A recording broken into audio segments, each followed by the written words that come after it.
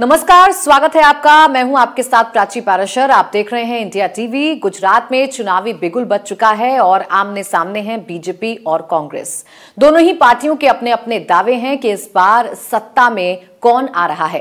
कांग्रेस का दावा है कि 27 साल का सूखा कांग्रेस का खत्म हो रहा है, तो बीजेपी का दावा है कि 27 साल से जो एक रिकॉर्ड बीजेपी ने बनाया है, इस बार भी बीजेपी उस पर कायम रहेगी।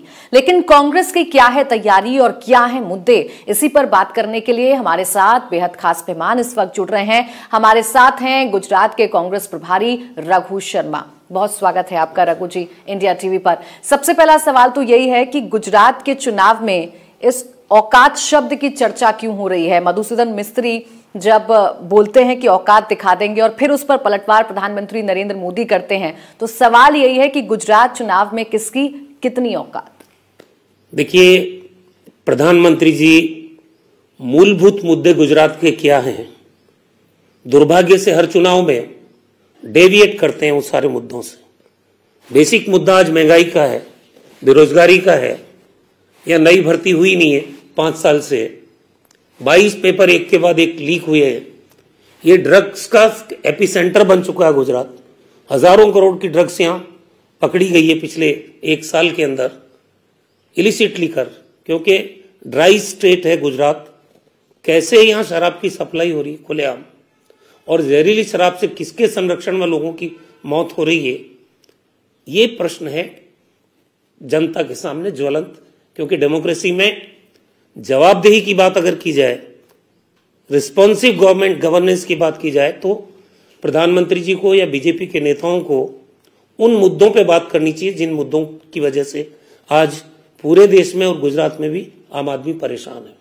27 साल हो गए आपको, आप सत्ता में नहीं आ पाए गुजरात में। पिछली बार पाटीदार आंदोलन था, उसके बावजूद आपने रिवाइव किया, आपने सीटें लेकर आए, आप अच्छी, लेकिन आप सत्ता से बीजेपी को नहीं उखाड़ पाए। इस बार ऐसी कौन सी वजह कांग्रेस को लगती है कि वो सत्ता में आ जाएगी और बीजेपी 27 साल बाद जो सत्ता में काबिज होने का रिकॉर्ड है उसे कायम नहीं रख पाएगी? देखिए, एक तरफ महंगाई की मार, मोदी जी ने कहा था 8 साल पहले कि बहुत हो गई महंगाई की मार। अब की बार मोदी सरकार, लोगों ने 1 बार 2 बार दिल्ली में सरकार बना दी। यहाँ 27 साल से लोग सत्ता में है। महंगाई से आज आम आदमी त्रस्त है, बेरोजगारी से आज आम आदमी त्रस्त है। 5 लाख सरकारी पद आज भी गुजरात में खाली पड़े हैं, और बार बार 22 बार पेपर लीक हुआ है। एक बार लीक हो जाए, रिस्पॉन्सिबिलिटी फिक्स करे, किसी को जिम्मेदार ठहराए, सजा का प्रोविजन हो, कोई सजा नहीं है।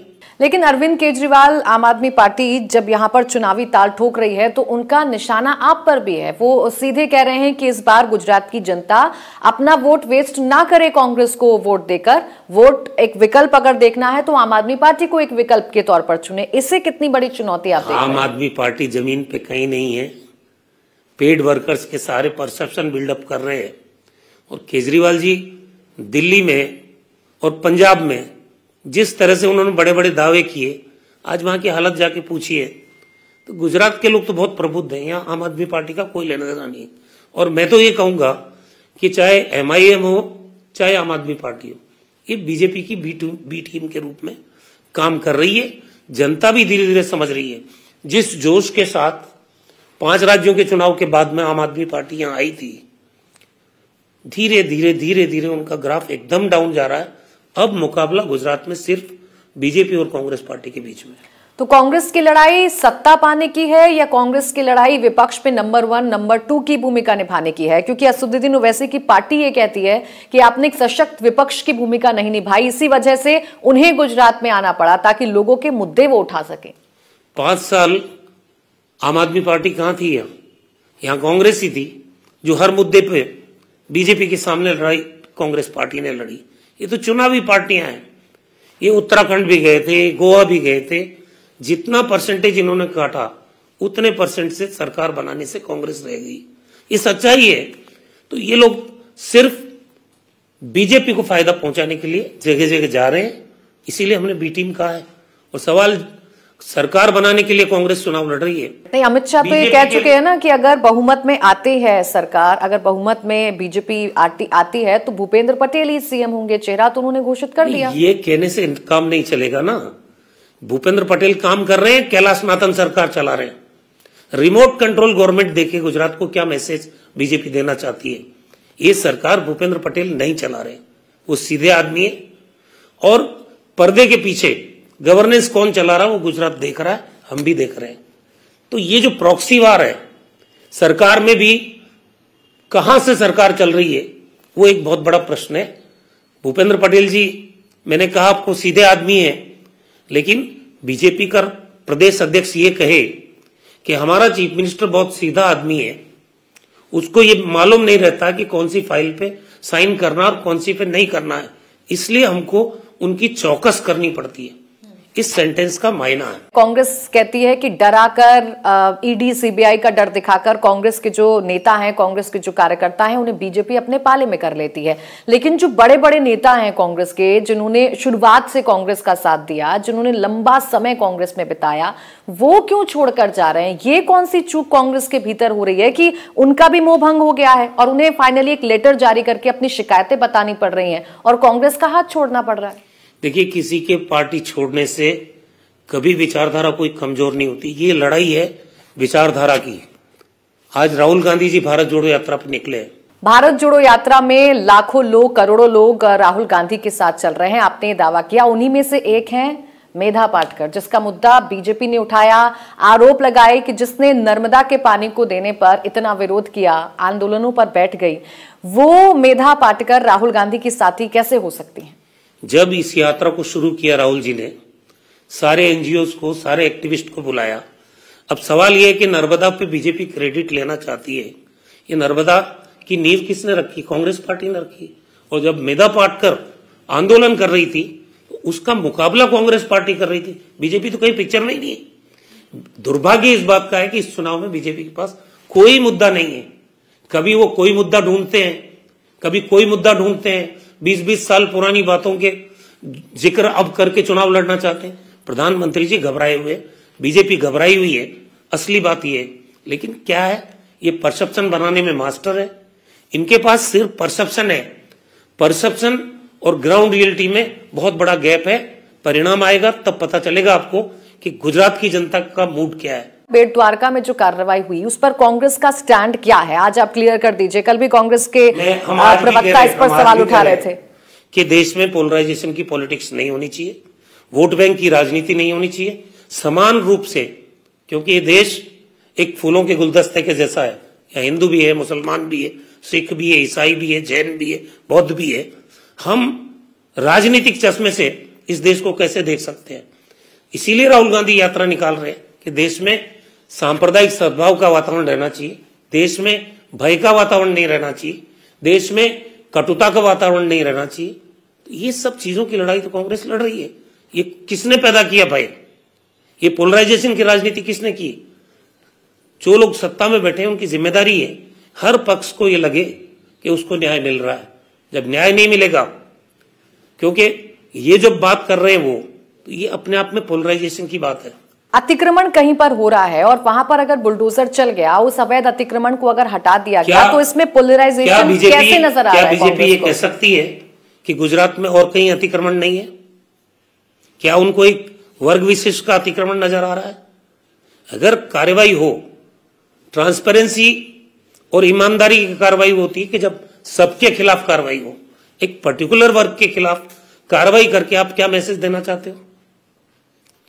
बीजेपी पिक एंड चूज इस थ्योरी पे चलती है, और वो थ्योरी जो उनको राजनीतिक लाभ देती है उस पे एक्शन हो और बाकी पे नहीं। मोरबी में 135 लोगों की मौत हो गई, चौकीदार जिम्मेदार था। मोरबी में अगर 135 लोग पुल हादसे में अपनी जान गंवा देते हैं तो इतनी भी आप में मानवीय संवेदना ही नहीं है कि जो असली मुजरिम है, हमने कहा हाईकोर्ट के जस्टिस से, सिटिंग जज से जांच कराओ। जांच कराने में कोई रुचि नहीं बीजेपी की। किसको बचाना चाहते हो? मासूम लोगों की जिंदगी चलेगी, लेकिन कोई इनके असर नहीं हो रहा है। तो सिर्फ किसी के अतिक्रमण पे ही आप कार्रवाई कर रहे हो, तो ये पोलराइजेशन की पॉलिटिक्स है। ड्रग्स का मसला उठाया, मोरबी का मसला उठाया आपने। बीजेपी के तमाम नेता कह रहे हैं कि भाई ड्रग्स तो पकड़े गए ना, ड्रग्स अगर पकड़े गए तो ये पुलिस का ही तो एक्शन था ना, ये उन्होंने कार्रवाई की, उन्होंने एक्शन लिए, तभी तो ड्रग्स पकड़े गए। रही बात मोरबी की तो एसआईटी का गठन हो गया है। नहीं, ड्रग्स लगातार गुजरात में ही पकड़ी जाएगी, एक ही पोर्ट पे पकड़ी जाएगी, ये क्या सवाल नहीं है।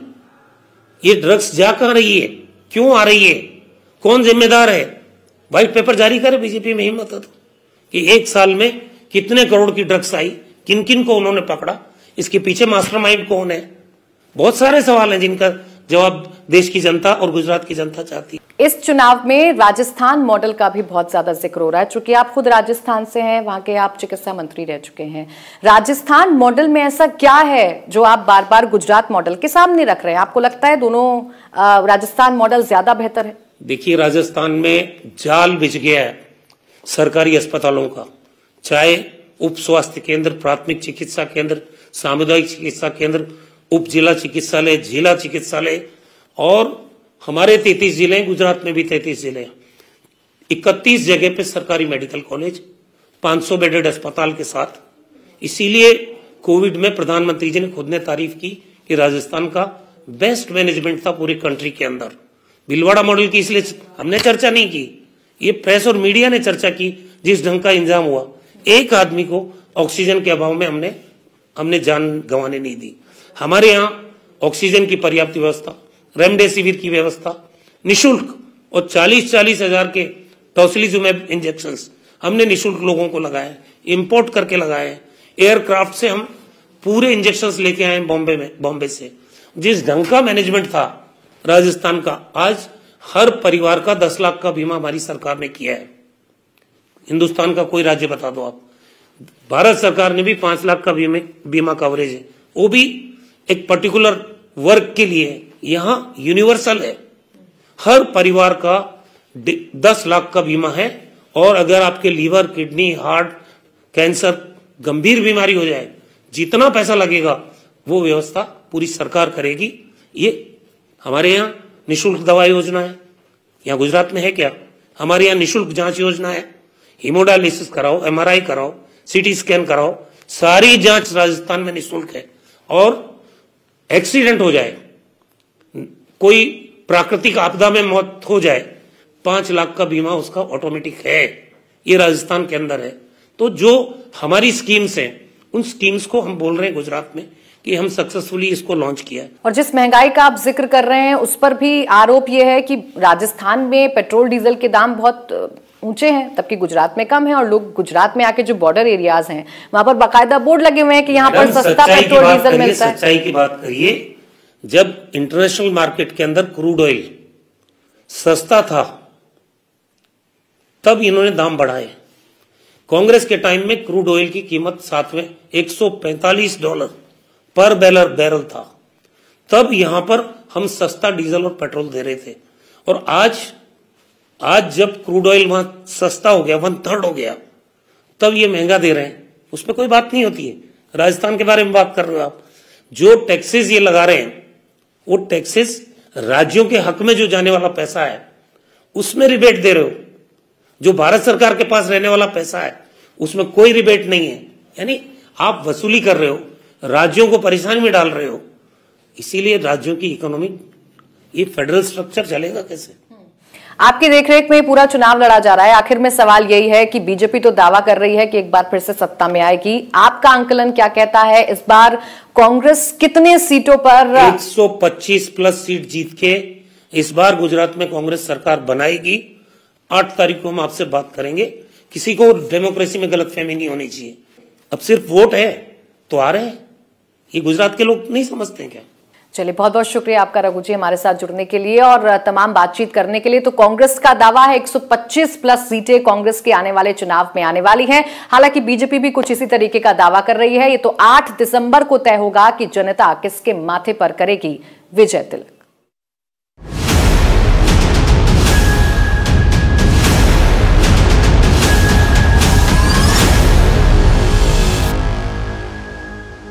इंडिया टीवी हर वक्त हर जगह डाउनलोड करने के लिए सर्च करें India TV news Google play store या ऐप स्टोर पर।